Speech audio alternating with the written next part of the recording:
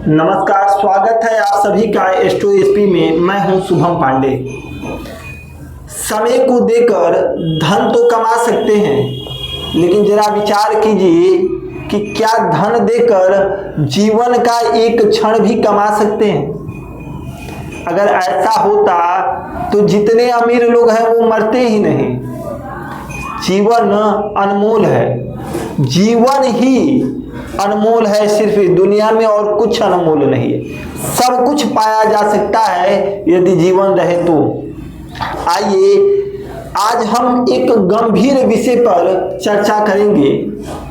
आज मैं आपको बताऊंगा कि मेष लग्न के जातक की कितनी उम्र होती है, कितने वर्ष तक आप जीवित रहेंगे।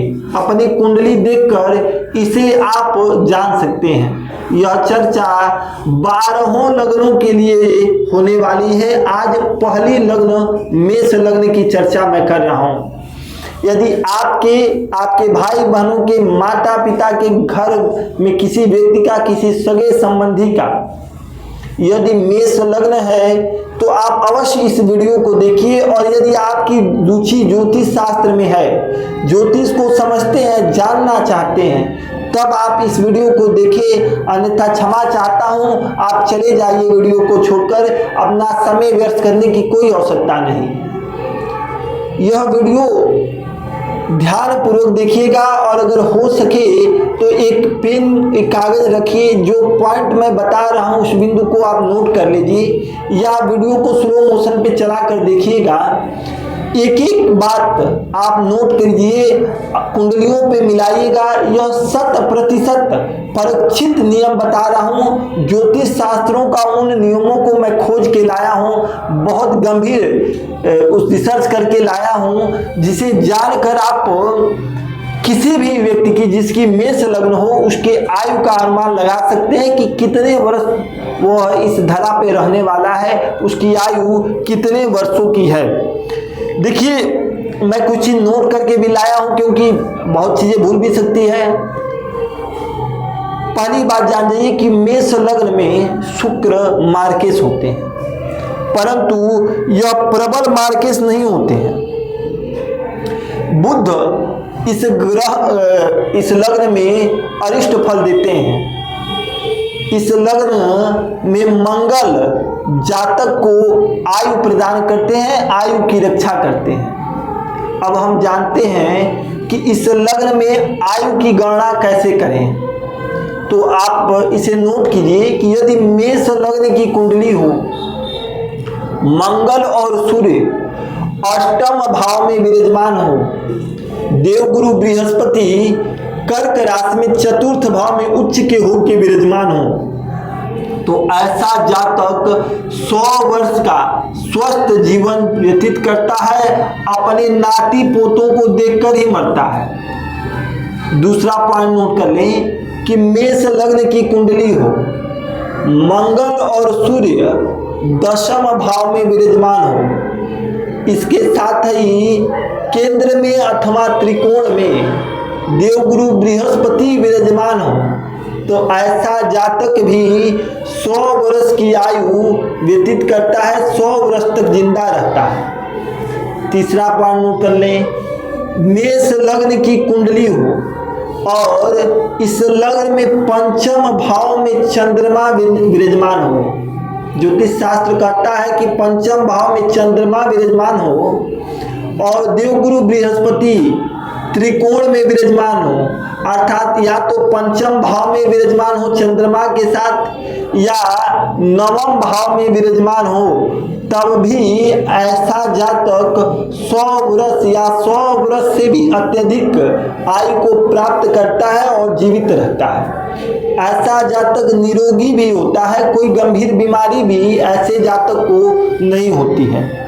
मेष लग्न हो, शनि मंगल और सूर्य कुंडली के लग्न भाव में विराजमान हो, चंद्रमा 10वें भाव में विराजमान हो, गुरु बलहीन हो, तो ऐसा जातक 70 वर्ष की आयु को प्राप्त करता है। मेष लग्न हो, इस लग्न में मंगल लग्न भाव में ही विराजमान हो। इसके साथ ही 7वें घर में तुला राशि में सूर्य विराजमान हो तो ऐसा जातक 70 वर्ष की निरोग जीवन को जीता है।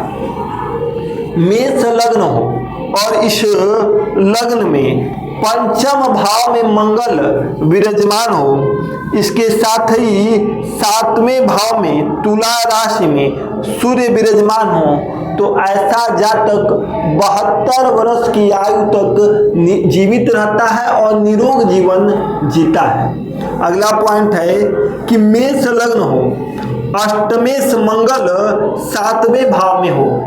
8वें भाव का मंगल वृश्चिक राशि होगा, उसका स्वामी मंगल 7वें भाव में विराजमान हो। इसके साथ ही चंद्रमा 6वें भाव में या 8वें भाव में विराजमान हो तो ऐसा जातक 58 वर्ष की आयु में गुजर जाता है। मेष लग्न हो और इस लग्न में चंद्रमा कन्या या वृश्चिक राशि में विराजमान हो और कोई शुभ ग्रह की दृष्टि उस पर नहीं पड़ रही हो। कन्या या वृश्चिक राशि में चंद्रमा विराजमान हो, गुरु इत्यादि की शुभ ग्रहों की दृष्टि चंद्रमा पे नहीं पड़ रही हो तो ऐसा जातक मात्र 33 वर्ष की उम्र तक जीवित रहता है। 33 वर्ष की उम्र में ऐसे जातक की मृत्यु हो जाती है। मेष लग्न हो और इस लग्न के द्वितीय और द्वादश भाव में पाप ग्रह हो, शनि हो, राहु हो या केतु हो, दूसरे या 12वें घर में मेष लग्न की कुंडली में शनि, राहु, केतु पाप ग्रह विराजमान हो। लग्नेश मंगल निर्मल हो, मतलब कमजोर हो। अब या तो मंगल कर्क राशि में हो, नीच का हो, ऐसी स्थिति में हो तो आप इसे समझिए कि द्वितीय या द्वादश भाव में पाप ग्रह शनि, राहु, केतु विराजमान हो। मंगल चतुर्थ भाव में कर्क राशि में विराजमान हो, क्योंकि कर्क में वो नीच का हो जाएगा, या अस्त हो, बलहीन हो, डिग्री में कम हो। तो ज्योतिष शास्त्र कहता है कि ऐसा जातक 32 वर्ष की अल्प आयु में मृत्यु को प्राप्त कर लेता है, मृत्यु हो जाती है ऐसे जातक की। मेष लग्न में गुरु में हो, लग्न भाव में देवगुरु बृहस्पति विराजमान हो और मंगल 12वें भाव में मीन राशि में विराजमान हो। एक दूसरे को घर में बैठने वाला यह ब्लारिस्ट रोग हो। अब इसे समझिए, 12वें भाव का स्वामी मेष लग्न में मीन राशि का स्वामी देवगुरु बृहस्पति बनते हैं और वह विराजमान हो कहाँ? मंगल के घर में। लग्न भाव मेष राशि का मालिक मंगल और मंगल विराजमान हो जाए 12वें भाव में गुरु के घर में, यह स्थान परिवर्तन का योग बनेगा। ज्योतिष शास्त्र कहता है कि यदि ऐसा योग बना हुआ है तो ऐसा जातक बाल्यावस्था में ही 12 वर्ष की उम्र में ही मृत्यु हो जाती है ऐसे बालक की। ऐसा बालक बेहद कम उम्र तक ही जीवित रहता है। मेष लग्न हो और चंद्रमा के घर में चतुर्थ भाव में राहु विराजमान हो, चंद्रमा 8वें भाव में विराजमान हो और किसी शुभ ग्रह की दृष्टि न पड़ रही हो।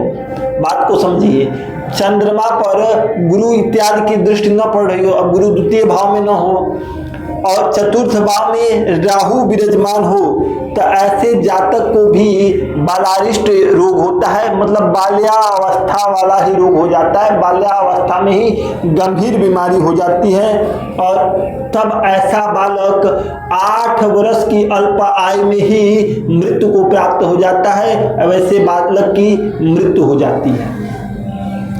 अब अगला पॉइंट नोट कर लीजिए कि मेष लग्न हो, अष्टम भाव का स्वामी मंगल 6ठे भाव में विराजमान हो और 6ठे भाव का स्वामी बुध कन्या राशि होगा तो कन्या राशि का बुध कहाँ विराजमान हो? 6ठे भाव में ही विराजमान हो। इसके साथ ही शनि सप्तम में हो तो ऐसा जातक 31 वर्ष की आयु में मृत्यु को प्राप्त हो जाता है। इस बात को पुनः समझिए, 8वां भाव वृश्चिक राशि का मंगल बुध के साथ कहाँ विराजमान हो, तो छठे भाव में विराजमान हो। इसके साथ ही शनि 7वें भाव में विराजमान हो, तो ऐसे जातक का 31 वर्ष की आयु में ही मृत्यु हो जाता है। शल्य चिकित्सा गुप्त रोग के कारण मृत्यु होता है, या तो कोई गुप्त रोग हो जाए जातक को, या ऑपरेशन के दौरान ऐसे जातक की मृत्यु हो जाती है। मेष लग्न में गुरु लग्न में ही विराजमान हो, चंद्रमा 6वें भाव में हो या 8वें भाव में हो, किसी शुभ ग्रह की दृष्टि चंद्रमा पे न पड़ रही हो, तो ऐसा जातक 8 वर्ष की आयु तक ही जीवित रहता है। लग्न में गुरु विराजमान हो, चंद्रमा 6वें या 8वें में विराजमान हो, किसी शुभ ग्रह की दृष्टि चंद्रमा पे न पड़ रही हो, तो 8 वर्ष की आयु में ही उस बालक की मृत्यु हो जाती है। मेष लग्न हो, चतुर्थ भाव में मंगल राहु के साथ विराजमान हो, यह अंगारक योग बनाएगा, ध्यान रखिएगा। अब चतुर्थ भाव कर्क राशि होगा तो यहाँ मंगल नीच का होगा, ऊपर से राहु के साथ विराजमान होगा। और मैंने शुरू में बताया आपको कि इस लग्न में आयु प्रदाता कोई ग्रह है तो वह मंगल है। मंगल एक तो नीच के हैं, दूसरे राहु से ग्रसित हैं, तो मंगल पूर्ण रूप से बलहीन हो जाएंगे। तो ऐसा जातक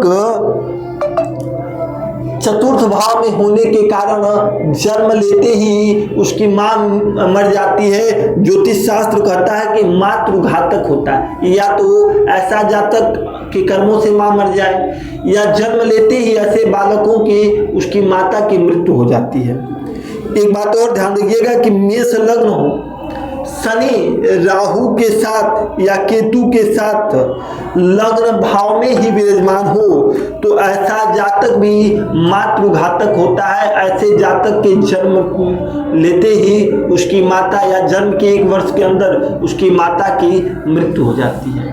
यह रहा मेष लग्न से संबंधित, आयु से संबंधित जानकारी।